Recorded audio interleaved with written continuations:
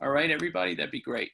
So let me just share a little bit. What I think was good news is the number of people that got tested actually was about 4,000 higher than last week. And so that's really good news. So we're testing enough, and the total number of cases grew a little less than last week, but cases are still growing. We haven't gone the other way yet where no cases, are happening. But it's still going lower and lower each week, thank goodness. And the number of people who passed away rose by 213, still a very sad thing, and something for us to all, think about and empathize with, and as we've lost folks in our community as well. So we're up to over 8,000 people. And I know the Globe today actually printed an even higher number. This is Friday to Friday statistics. I just want to remind you that I've been trying to stay consistent. But I mean, the good news here is, almost 50 fewer people passed away. So it appears the brunt of the crisis is still with us in terms of people passing away. That's still not a great number to see. But the good news is it's getting smaller every week. And of course, we worry about the fall, but let's see ourselves get through this. So wanted to share that with you. And then now I want to introduce Nicole, who's, I don't know, you've been at the ARC, almost 3 years now? Am I understating it, Nicole? It's 5. It'll be 5 on July 13th. It's hard to believe. Oh my God. Yeah, so she started with a different portfolio, but now she's Senior Director of Public Policy at the ARC in DC. She served at other disability organizations before that. She was a Senior Policy Advisor and Manager of Employment First in Illinois. So that means you were probably 15 when you did that, is my hunch. Hello, Nicholas. Oh, you know what? I gotta mute you folks. Okay, I'm sorry. Let me pull open the participant screen. But we really need to. Everybody I thought is muted, but okay. So, all right. And anyway, she was a special ed attorney. So for those of you that know, obviously special ed is a big issue here too, and people always need representation and stuff. So that's a great background to start with. And you're also a sibling, correct? Yes. Yeah, so it's a real pleasure. It's a pleasure to work with Nicole. We've worked together for 5 years, okay? And I feel like we run into each other before you were even at the ARC, and I might be confused about that, but. No, you're right. Okay, and really, it's flown by, hasn't it? The period of time. So Nicole's an expert. It's great to have her with us. And just last week, we had stimulus back in the news, and I thought she could start with that and talk to us about that, where the ARC continues. I just want to make something really clear. When I talk to people on the Hill and get a chance at other groups, people that represent people with disabilities on the Hill, time and time again, they talk about the ARC and the team that we have in Washington, D.C. and how vital they are to the consortium, Citizens with Disabilities, and of course, in our community especially. And one of our colleagues who used to work at the ARC and now works at a different organization said, we look to the ARC during these difficult times. So why don't you start with that, Nicole? What's going on with the stimulus? And we were hoping for a fourth stimulus earlier. Why don't you share with people what happened and what's going on now? Sure. Hi, everybody. And thanks, Leo, for the very nice introduction. Leo, yeah, we did work. I think we did interact when I was at the state level in Illinois running a statewide association. But glad to be joining you. I'm actually joining you from my parents' kitchen. I'm back in Illinois. I hadn't seen my brother in over 4 months, and everyone else too, but I was particularly excited to see him. And so as far as the fourth stimulus package, it's actually over the weekend, things are looking a little bit better, but for unfortunate reasons. Because we do see the spikes that are going on in the southern states that tend to have legislative senators that have been maybe hedging on whether or not there would even be a fourth package, that has started to change. And so just as a brief kind of refresher, we've had, we say 3.5 packages, but 4 packages that have passed since the pandemic began in March. And actually the first package predated when it was called the pandemic. It was in February.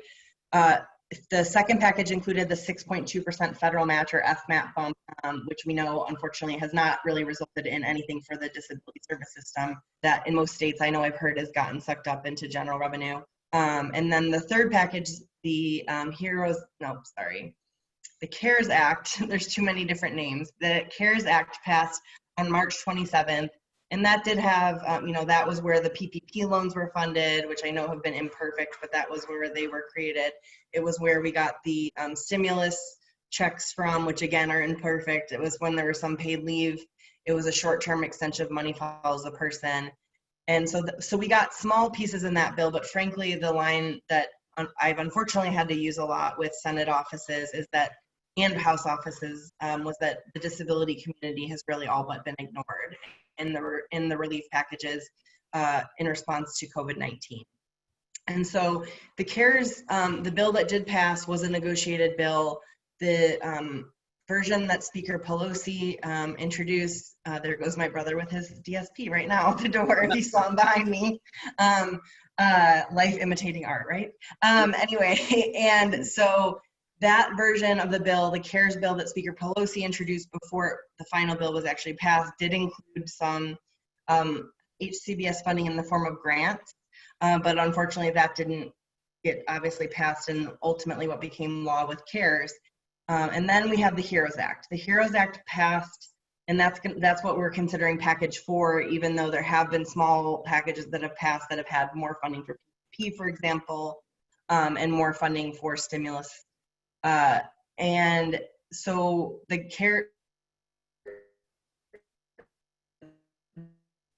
HEROES Act passed on May 15th, $3 trillion. It has a lot of money for federal and state governments, and it also did include a broad FMAP bump, so outside of just the HCBS system, to match that 6.2% that was part of the Families First, the second bill, until tomorrow, until June 30th, although it's obviously not law yet. And then July 1st, it would bump that up to 14%. So hopefully that additional funding is also really important because we do need that dedicated HCBS funding, but we also need that broader FMAP so that the Medicaid system overall in states doesn't have to make the really hard cuts that we know we're seeing because of the mandatory and optional structure of the Medicaid program. Because we know that as states are going to be looking for cuts, mandatory services, I'm sure everyone knows this, but just because I can't sit and not talk about Medicaid and not say anything about the institutional bias, but mandatory services include nursing home services, the healthcare services, optional services, and the federal Medicaid law include home and community-based services. So when states are looking to make cuts, unfortunately, we know that from when we were in the fight in 2017, that we have to be really cognizant of what that would do to home and community-based services. And so we want that broader FMAP bump, but the HEROES Act also included that dedicated HCBS funding in the form of an FMAP bump. So in the form of a 10% FMAP bump dedicated specifically for home and community services. So we know in our state, Nicole, that would be 60% instead of 50%. And yes. So that's pretty sweet. That would be a help, big help. Yeah, so the FMAP is, thanks, Leo. The FMAP is that federal match. So a 10-point jump, it would mean that for every dollar being spent, 60 cents on the dollar would be federal money for home and community-based services. And the funding for those dollars, there are some belts and suspenders too, to make sure that, for example, you made sure that there was supplantation language in there so that the federal funds can't supplant state funds that were already allocated in this area. So the last thing we want to do is the state still has to be held accountable for their part of things so that we don't see a hit to the system. The funds can be used for retention and recruitment of workforce. It obviously can go to supporting providers, and also just generally can help with diversions from nursing homes or other facilities that might not be where people want to be going right now, especially considering what's going on. And so that funding was in the HEROES Act, and so it did pass the House on May 15th. And at the time, we we knew that the Senate wouldn't really look at it until after Memorial Day. But then after Memorial Day, folks might recall that that's when the really good job, well, not really good, but not as bad. Right, not as bad, yeah. As the anticipated jobs report came out, for all of a sudden to take action. And so we were really frustrated. And so for the past couple of months, it feels like months, but it's only weeks. For the last couple of weeks, as Leo said, I'm one of the co-chairs of the Consortium for Citizens with Disabilities, which is a larger coalition that the ARC is part of disability groups. I'm also a co-chair of something called the Disability and Aging Collaborative, which is more of a cross coalition between aging and disability. And we've been having meetings with the Senate committee that is in charge, the Senate Finance Committee, with all the offices on that committee to highlight this piece. The Senate still has not taken action. As I said, just in the last few days, including over the weekend, we have seen positive signs that the Senate is going to start negotiating, or actually is starting to negotiate. And all the conversations we've had in the last couple, optimistic because that's too optimistic, but it's made me feel like we've done a really good job, and this is a testament to everyone on the ground of making the case and showing why, since 2017, frankly, why these home and community-based services are so important and why this funding is really needed for the disability community, for the service providers, and for the workforce. And so we are hearing positive things, but we need to keep the pressure on the Senate. Obviously, you in Massachusetts have 2 senators that have an understanding of these issues because of all the work that you do. But, you know, we really will have to keep the pressure on because we do have things that are bubbling up, like, for example, the PPP or the Paycheck Protection Program loans that were part, or the Provider Relief Fund. We've had to make sure that legislators, that Senate offices understand that if anything, that was stopgap funding, and it does not obfuscate the need for this dedicated funding. So that's really been the main drumbeat that we've been bringing to the Hill, and I'm happy to say that there has been an understanding, especially with, frankly, the terrible rollout that the federal agency HHS has done with the provider relief. But even if anybody is eligible for it, which I've sent out a lot to our state and local listservs, so I'm sure you've seen the positive mess, I will say, instead of what I may want to call it, a cluster mess. That even if the money comes out in August, or even if they do another disbursement where they fix it, we need this dedicated funding, because the way that the reason I mentioned that the CARES Act that was part of the House from March did include the funding as a grant program, and this is an FMAP, so that changed mechanism, the little, you know, how the sausage is made. But just so you know, the reason that changed is because we got technical assistance from the Center for Medicare and Medicaid Services, CMS, that it would take them a year to stand up a new grant program. So a year getting the funds out the door would be ridiculous considering the money needs. So if it's an FMAP, states can start spending the money the day that the day that the bill passes. So Nicole, so folks just started negotiating, and just for everybody on the phone, on the webinar, appreciate the federal money. The state has to weigh how much money it has to spend, and the more federal money and support we get, that helps the situation on the ground. I know that there was one question, we'll answer it later, about allocations and things like that, personal allocations or family allocations. So right now, you know, our state's in limbo, right? Because taxes have people who are wealthy are not going to pay their taxes until they have to, which is July 15th. And then you have the issue of this stimulus being a big question mark, right? And so, and you're thinking now, because of the problems in some of the other states, plus the job situation isn't getting that much more rosier as they thought in May, that we might have something done in the week of July 20th or something. What do you think? Yeah, thank you for bringing me back. That was what I didn't close the loop there. Yes. So because of the changes, originally in the beginning of our 2 weeks of meetings, we were hearing things like, well, it might be before recess, but it could flow into September. And now we're really hearing that it should come together in the last 2 weeks of July. So because right now, as of Friday, both the House and the Senate will be in recess for 4th of July for the holiday. And then after that, there's 1 week where and so the first time that they could theoretically take action is the week of July 20th. And really we're anticipating that most likely it will come just like, unfortunately, everything that came together in March, really quick and really, and at the last minute. They'll try to minimize advocacy at that point, but they've dragged it on so long. There's been a lot of advocacy. So, Yeah. I mean, that's why this advocacy on your part and others' part has been so important, and our part, on the ground. Yeah. I'm gonna bring you back to the Provider Relief Fund because some people may not know about that. Sure. So there's ways where agencies also are struggling just to survive, like restaurants are, like you name it, right? School systems. We heard of layoff letters. I don't want to go too far down the road on that area because we're going to have, special guest Russell Johnson will be on Thursday, and he's a key figure at DESE. So, we can wait till then. I know there's a lot of concern with younger families, what's happened with the layoff notices. But the Provider Relief Fund, what Nicole was referring to, is so vague because it was a different state agency, or not state, federal department that put it out, and the relationships were not great with HHS, Health and Human Services. It was almost a mystery who qualifies for this Provider Relief Fund, even though it referenced Medicaid.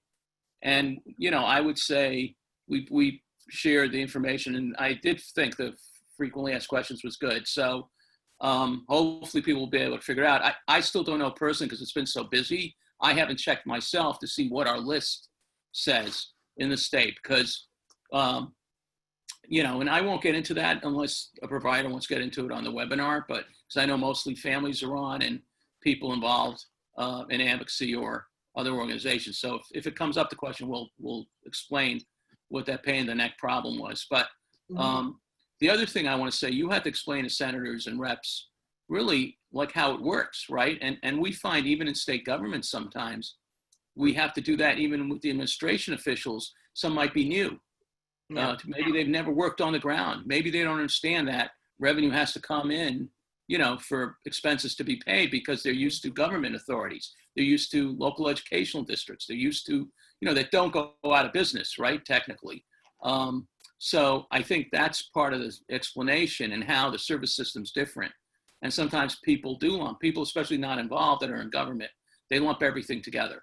And that's dangerous, right? So, which brings us to protecting Medicaid and, our community services that we all care about. Most of the people on this call, they care deeply about that. So I'm going to go to the next slide. And again, you guys feel free to put questions in the chat. You answered these, so we're going to keep going. Oh my God, this was supposed to be further up. I don't know what happened. This is so there's, here's now we're the people that dropped in from Massachusetts on this picture. And I'm not even going to get into it because I blew it on the introduction. See, that's laid plans. I moved that. I think when I uploaded it to the web, it didn't take what I just saved. So we're going to talk about capping Medicaid via the back door. We came close in 2017, right? Senator McCain was the deciding vote that stopped it from happening, capping Medicaid. And right now, we can go to the State House, we can go to the legislature, and we can say, you know what, we really need services. We really need to address problems. And we have, they have an incentive, or they have an extra chit, because they know every dollar they spend, the federal government will reimburse. So state really does have control over their services, right? The people that want to cap Medicaid claim, oh no, state, you can really control your services now. You can do what you want. And that's really not any different than what they can do right now because they hand in their plans to the federal government. But there's a backdoor strategy, and I'd love for you to, and why do people want to block grant Medicaid? Because again, the same people that cut taxes, and now we're in a quandary about public health and the pandemic and having enough PPE, those are the same authors of wanting to cap Medicaid. So, I think given the track record, we should be very careful. But could you share a little bit about Oklahoma being the first one to want to help cap Medicaid through the back door? Yeah, sure. And first to just do a quick refresher for folks who might not remember or just generally. So Right now, Medicaid is a state and federal partnership, right? So like Leo said, the state of Massachusetts knows that whatever investment that they make in Medicaid dollars, that it's going to be matched at that pre-negotiated rate.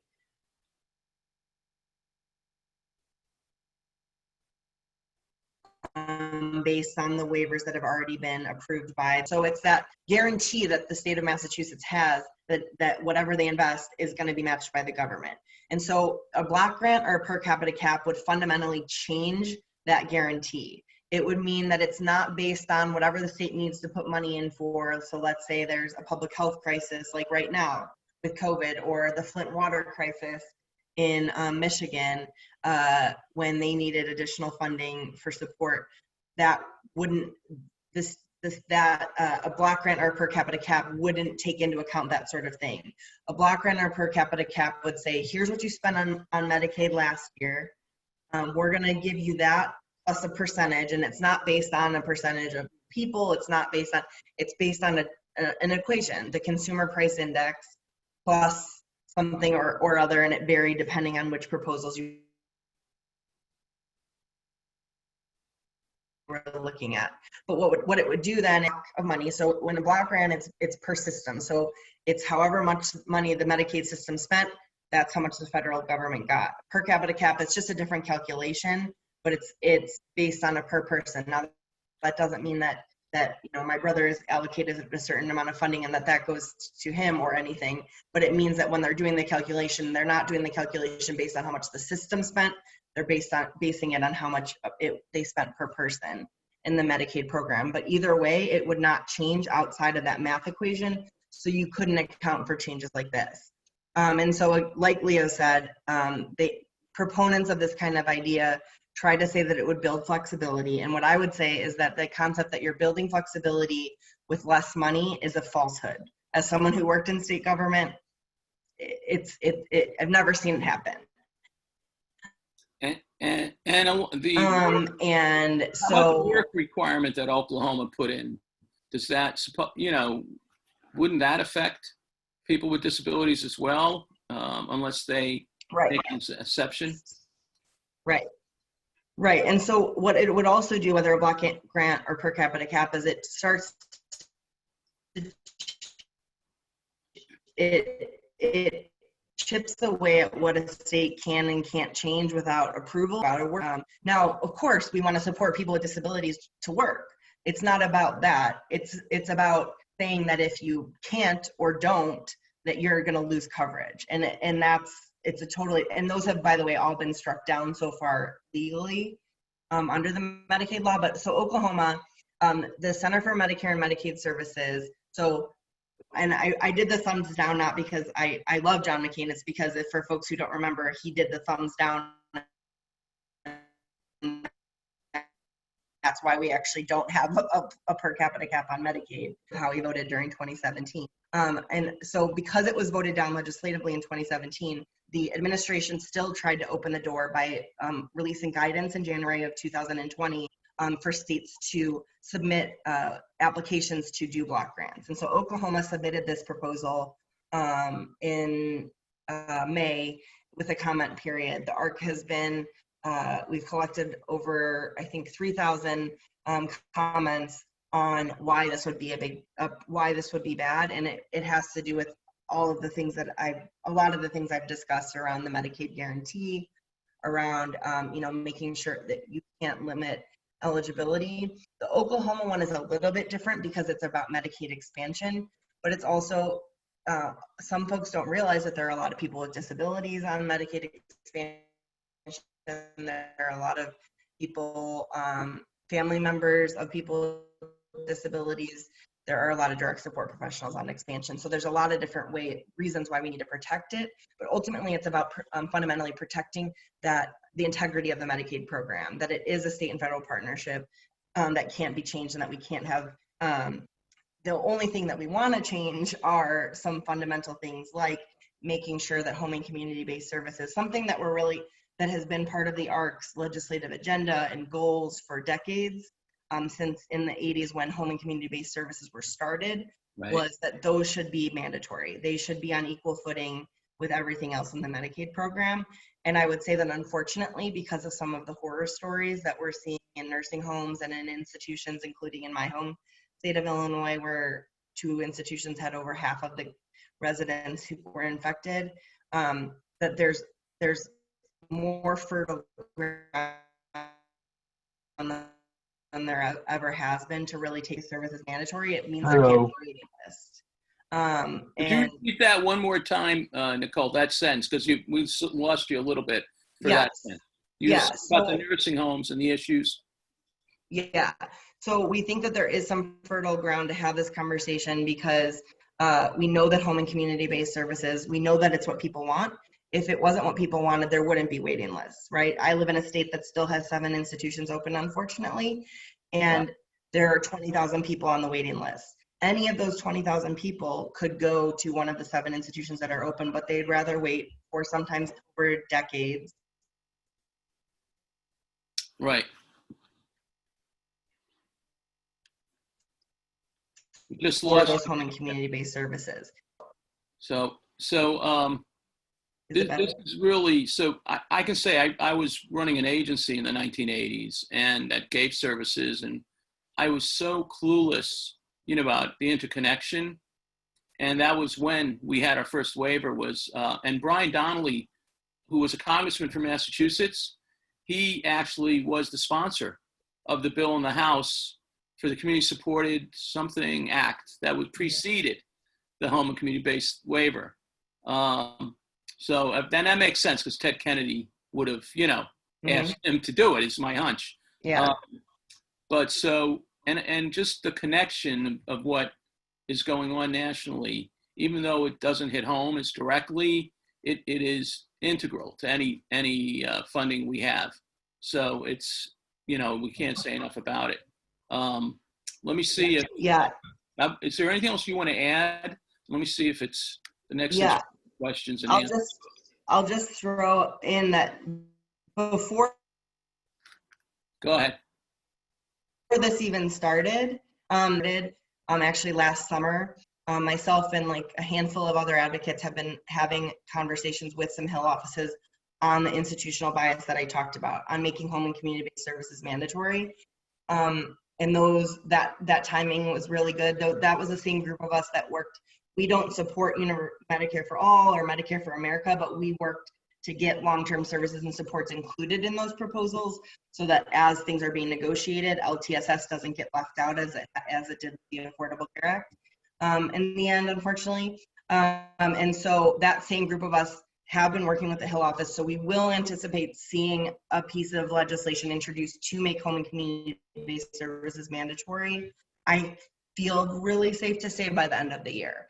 It will be a messaging bill because it's going to be expensive, because we know that we have 1 million people on waiting lists. The cost of the bill is going to be the cost of providing all those services, but also providing the infrastructure, right? Because we know that even in a great state like Massachusetts, you're going to need funding to build infrastructure to hire the workforce. And so the way that we've been developing it is that it's going to be a very big bill because it's going to include funding to actually do all that too. So you guys are kind of getting inside information, but so don't spread the word too big. But we do, I won't tell you the office we're working with, but we do expect that it's going to be introduced. So I feel like some of that was happening, with the different work that Kerry's office was doing, Senator Kerry, before he became Secretary Kerry. So you renewed it, reinvigorated it.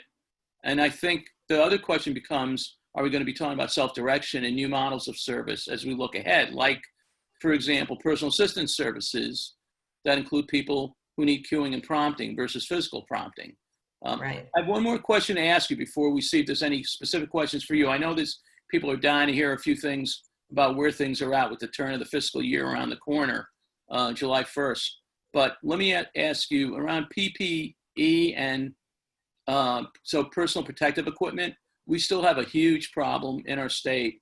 If individuals with disabilities need it or families need it for their home, for people coming in home. So like if someone, whether they get personal care attendant services or they have a Department of Developmental Services, services of self-direction, agency with choice, whatever it might be, there isn't really enough access for personal protective, PPE. Mhm. Do you, I mean, so A, what do you think is holding up the availability of PPE besides the cost? Because you would think by now, right, we would, Mhm. because the state would want to have it, right? Either at a fire station for people to pick it up, or I don't know if they have to, I guess they'd still have to control it. No, the person had a disability, they have home care, and they could have access to it. But it seems bizarre to me that we're in late June and we're still struggling with access. Yeah. Has Massachusetts, at the state level, has the workforce been declared essential? Oh, yeah. No, I think agencies aren't having a big problem. They still It's have, the actual state doesn't have it for their folks. well, it's like, no, so Mary Smith, has self-direction, is semi-tied to an agency, but they're really, Oh, sure. for the average family or someone with PCA services, there's no, you would want it at some central place, right?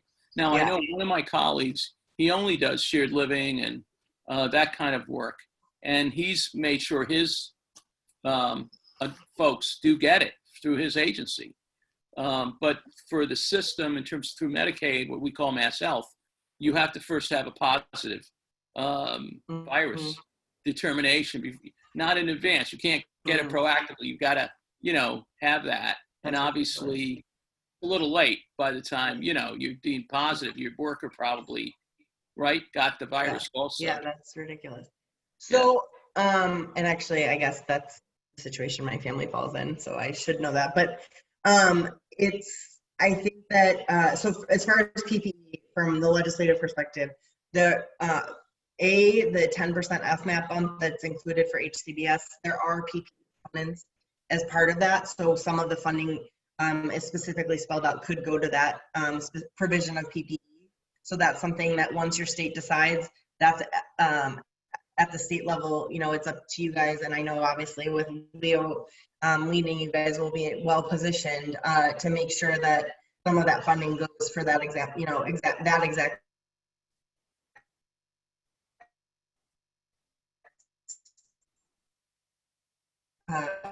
issue, and also legislation around essential workforce, so that because it is great that states have taken that issue up, but it's really important as we move forward.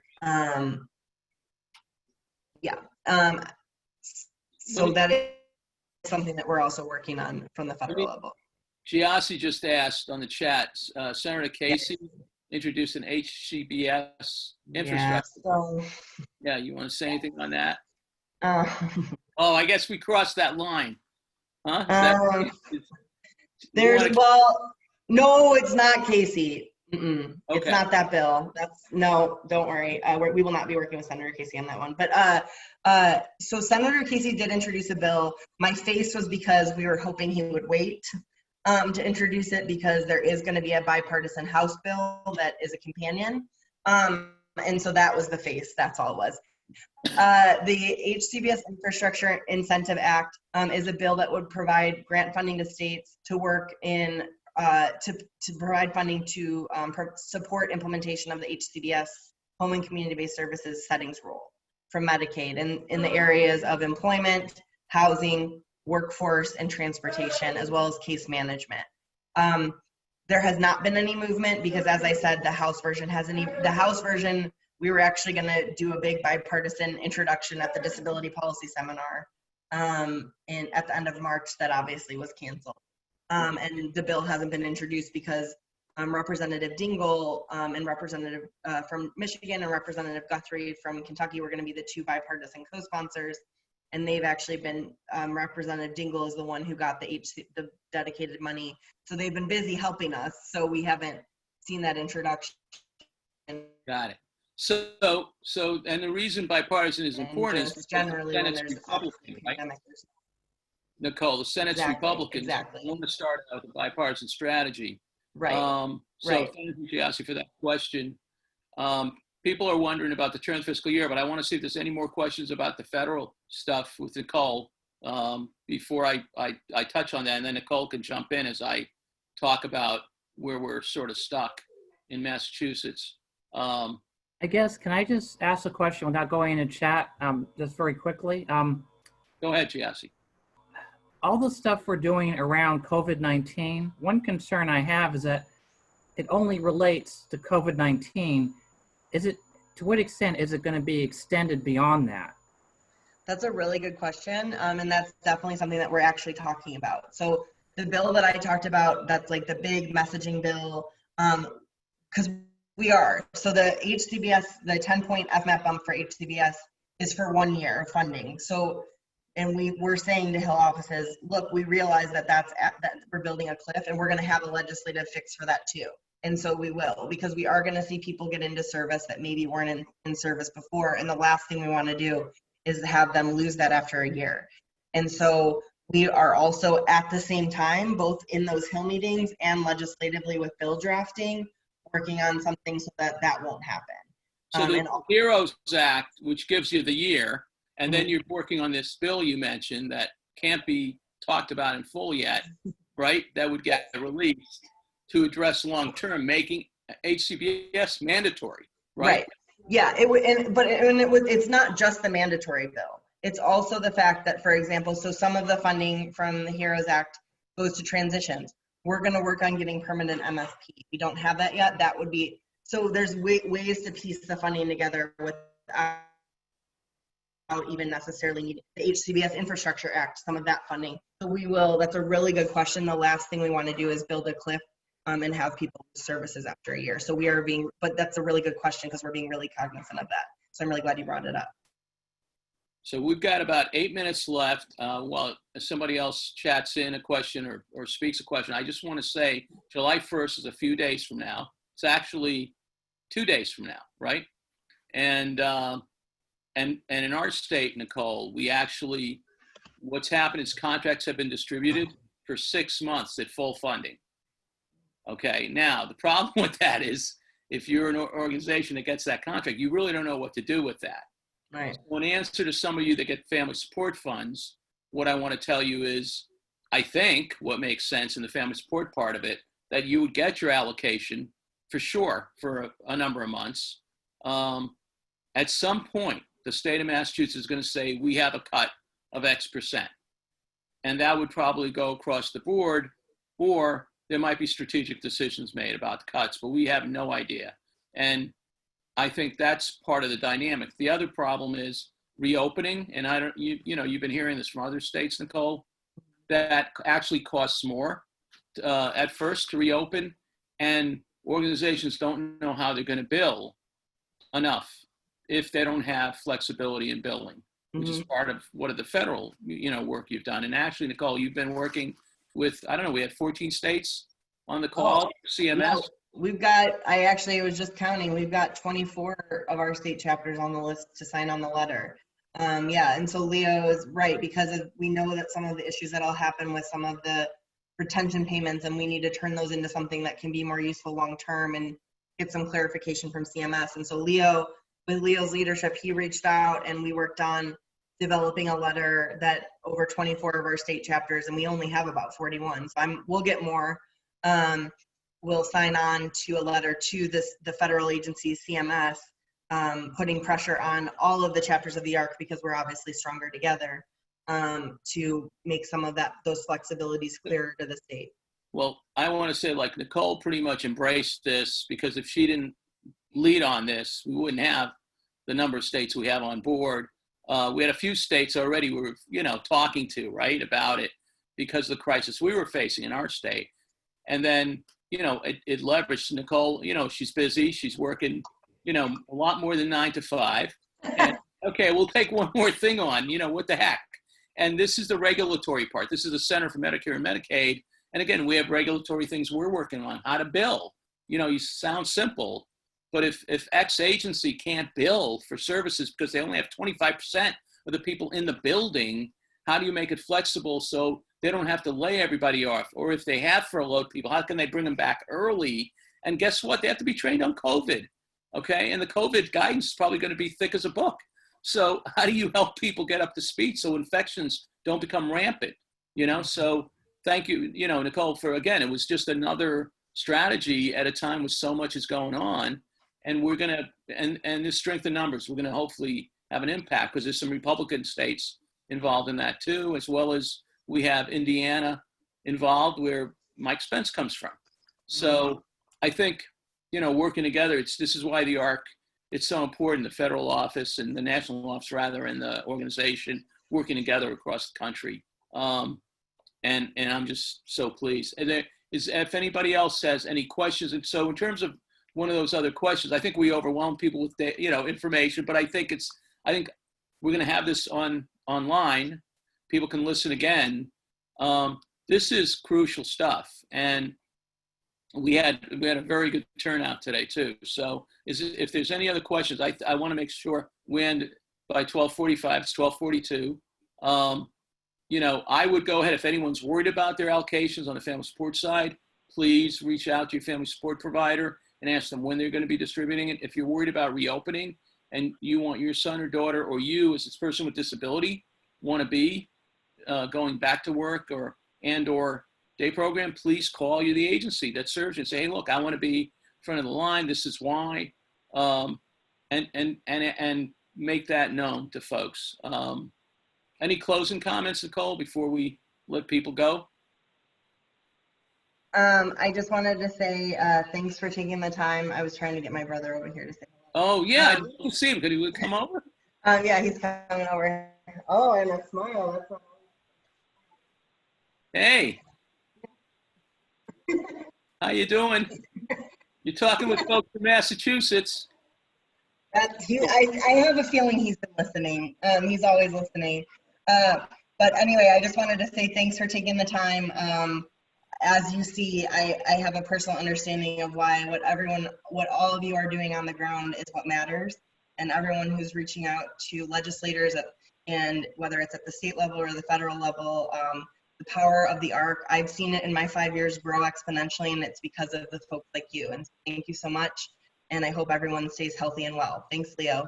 Awesome. Thank you for being with us. Thanks, everybody, for being with us, and appreciate Nicole joining us. And have a great Monday. Tomorrow, Kerry will, we have another trauma webinar coming that will be actually taped. That's going to happen, I think, the week of July 20th, too. So July 20th is not only hopefully a HEROES Act type of bill passing, but we'll have a 2-session. I think we're going to do it at 2 p.m., 1 hour on Tuesday and Thursday. I think that's the plan, but we'll let you know. And so trauma-informed care coming out of this COVID crisis.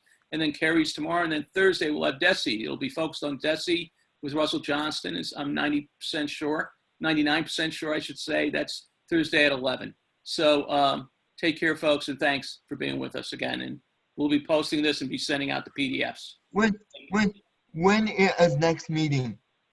So there's one actually tomorrow, unless I'm ill-informed, tomorrow at 11. And then there's one on Thursday at 11 too. Okay, Jared? All right. We'll get you that PDF too. Thank you. And Chris, it was great seeing you on TV, by the way. That was awesome on the issues, so many face. So thanks. Take care. Also send me the slideshow. You'll be getting it, I promise, Jared. All right? All right, Bye. take care. Okay. Have a nice day. Bye. Bye-bye. Okay, bye-bye, everyone. Bye-bye. Hey, is that Carrie you got back on? Hello, Carrie. Hi. Yep. Yeah, I got on about, the last 15, 20 minutes. So All right, I'll send thank you, you, I'll Nicole. send you the file. Yeah, no, that was a great webinar. Carrie. Everybody really enjoyed it. Hi, Jarrett. How are you? Good. Can you send me the slideshow after the meeting? Yes, I will do that. No problem. Please? Okay. You Thank take care. Okay. Bye-bye. Bye-bye.